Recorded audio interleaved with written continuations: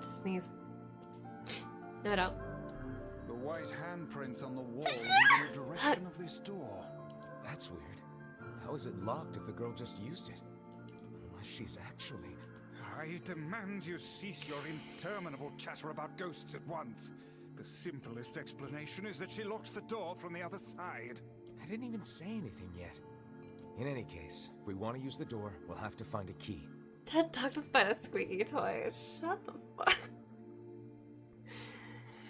God damn. I just had to sneeze, that's it. I'm sorry.